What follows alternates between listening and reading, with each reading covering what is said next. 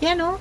Yung humihiwalay na yung mantika sa sarsa, yan ang gusto namin na pagkakaluto ng Bicol Express. At sa lutong ito, ang sarap pala pag chicken wings ang ginamit dito. Para nga, manot hanggang loob ang lasa ng rekado, hihiwaan ko lang sa gitna mga chicken wings. Ganyan lang oh. Matapos hugasan, umpisahan ng pagluluto. Sa lutuan, ilagay na ang chicken wings. 2 kutsara ng mantika. Di na nga lang nakuhanan sa camera, pero nagdagdag pa ako rito ng 2 kutsara ng tubig at 1 kutsarita ng asin. Halu-haluin para mapaghalong mabuti ang mga rekado. Saka nalutuin ng nasa 2 o 3 minuto. Huwag mo na itong gagalawin para naman ma-sear itong mabuti. Gumamit dito ng medium setting ng apoy. Matapos nga ang 3 minuto, pwede na itong baliktarin para naman maluto rin yung kabilang panig.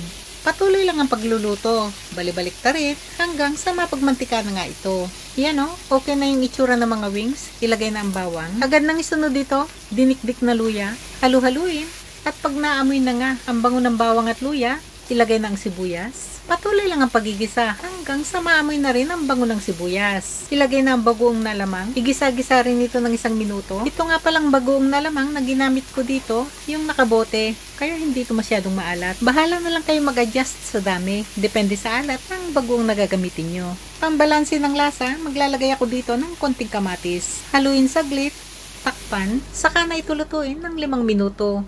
O kaya naman ay hanggang sa mapalambot na ang mga kamatis. Gamit dito yung pinakamahinang setting ng apoy. Matapos nga ang 5 minuto, yan o, malambot na mga kamatis. Sunod nang ilagay dito, manghang na sili. 5 piraso lahat to. Gata ng nyog, 2 tasa. Kung ganito na nakalata ang gata, haluin mo ng mabuti bago ibuhos. 1 tasa ng tubig. Ibinanlaw ko na sa lata para naman masimot na lahat yung gata. Takpan pero may bahagyang singawan. Pakuluin at pagkakulo, lutuin pa ito ng 20 minutos. Gamit dito yung pinakamahinang setting ng apoy. Siguraduhin lang na ganyan no, yung kumukulo talaga kahit pinakamahinang apoy yung gamit dito.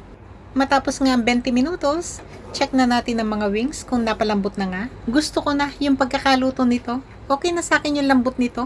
Ngayon, pwede nang ilagay ito, mga siling pansigang. Nasa 2 tasa lahat to. 1 kutsarita ng chicken powder. Halu-haluin. Pakuluin. Tikman para maihusto ang lasa. Kanyama na. Lutuin na lang ito ng mga nasa 5 minuto. O kaya naman ay hanggang sa mapalapot na ang sarsa at makita na humihiwalay na rin yung mantika sa sarsa. Gamit dito yung medium setting ng apoy.